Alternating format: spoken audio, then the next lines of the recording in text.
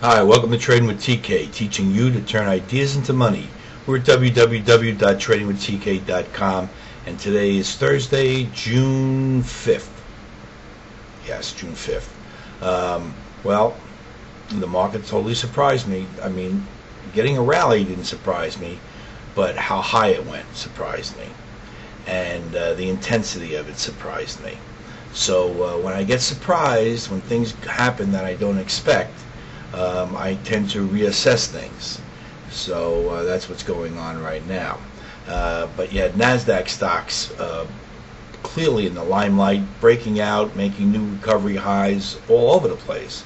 And then you had key stocks like Citicorp up 6 cents, Key Bank up 4 cents, General Motors up 6 or 7 cents, Ford down 7 cents. Clearly a disconnect between the two markets. And the financials just don't act good at all. I don't know if there's a message there. It's definitely unsettling for me. But all the actions in the NASDAQ stocks. And thank God we've got 90% of our portfolio in the NASDAQ, and we're on the long side.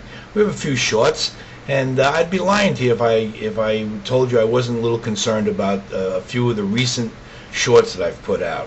So here's how we're going to handle them. Apple, the one I put out today, if that closes above 193 on a closing basis, I'm going to take the short in. ONNN, if that closes above 1017 on a closing basis, I'm going to take that short in also. Like I said, when things, when I get surprised, I do a little reassessing. But there's clearly a disconnect between the Dow and the NASDAQ. And I like to see all the markets in sync with one another, and they're clearly not in sync. And I'm letting one influence me in the other. So we're going to disconnect them. We're going to look at them as total separate entities until they get back in sync with each other again. They're going to be separate entities as far as I'm concerned moving forward.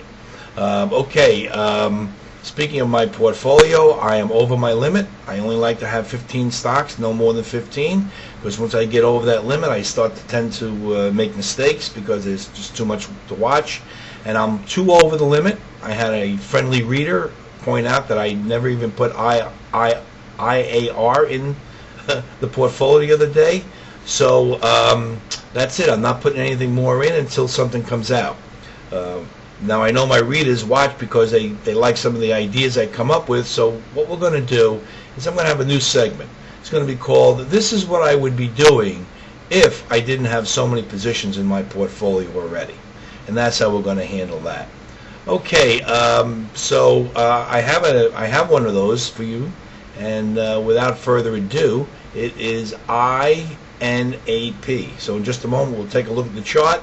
And if I didn't have so many stocks in my portfolio, this is what I would be doing, trying to turn this idea into some money. Don't go away. I'll be right back. Okay, we're looking at a daily bar chart of INAP.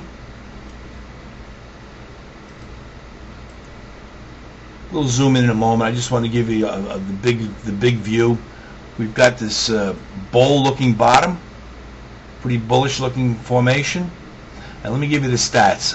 If I didn't have so many stocks in my portfolio, tomorrow I would be buying this right around $5.70. It's just about where it closed. Traded 600,000 shares of volume today, so it's pretty good volume. I have a target of 9. That's my initial target on this trade. And what do we see? Let's zoom in a little bit. This is what I call a continuation pattern. And basically it's a breakout because we've had, this is resistance here, it touched it here, pulled back, and now we've just gotten through. So this is all support now right here, and we've just gotten through, and I believe this is going to work its way right back up to $9 a share. So let me recap that. That's INAP. It's a call on the long side, and I think we can make $4.30. Now let's take a look at the short we put out today, Apple. Okay. Now it didn't break out, but the rally was so powerful that it makes you reassess things. There's no question about it. So how I'm going to handle this is the all high. It's 192 and change. If I get a close at 193 or higher, I'm going to take the short back in. Although I still don't think the whole bearish look has been gone. I still think it's got that bearish look to it. But we always have to protect ourselves. So we'll give it another day or two. If it starts to go against us, like I said, 193 is the price. And I shorted it today at 186.23. All right, let's take a look at the major indexes, because that's where all the confusion is, at least in my head. This is the Dow. Okay, it's clearly still on a downtrend with 200-point rally, and this is our major resistance. So until we can get through this area here and get through it on a closing basis, the trend still remains negative.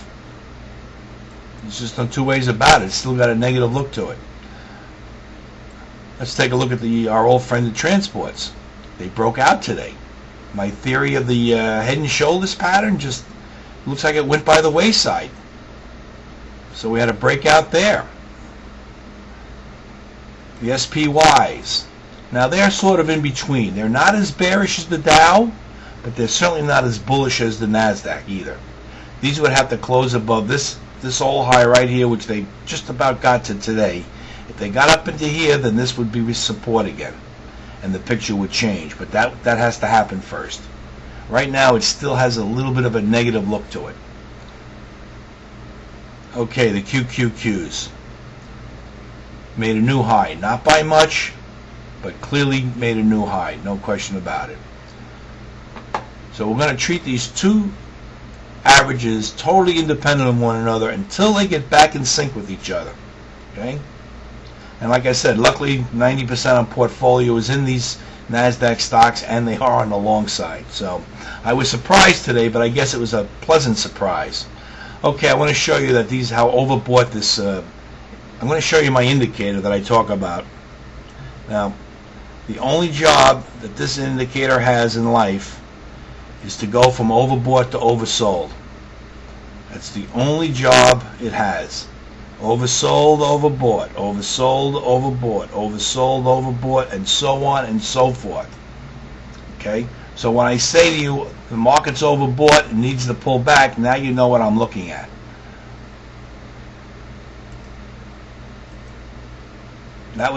This is the hourly. This is what I look at. Overbought, oversold, overbought, oversold, overbought, oversold, and so on and so forth. The only thing we know for absolute certain is that once it gets overbought, it always comes back down to oversold again. And that's the process. That's its only job. And as you can see right now, where this indicator is, it's overbought and has been overbought for hours. So it needs to come back down. Exactly what hour it's going to come down, I don't know. Is it going to stay up here for 3 or 4 or 5 more hours? I don't know. It can't get much more overbought than it is, and it needs to come back down again. So that's why I say that the market is overbought and needs to pull back. Even though we had a fabulous, terrific rally today, on the short-term basis, we need to get some sort of a sell-off. Okay, so that's my view of the market. Till tomorrow, this is TK signing off.